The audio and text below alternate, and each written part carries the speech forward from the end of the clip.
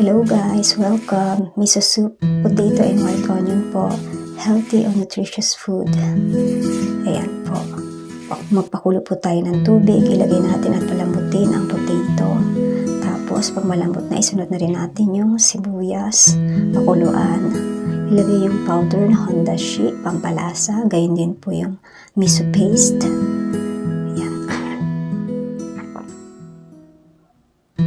Miso soup is a traditional Japanese soup made from a base of dashi broth, which is typically made from dried bonito flakes, a type of fish and dried seaweed.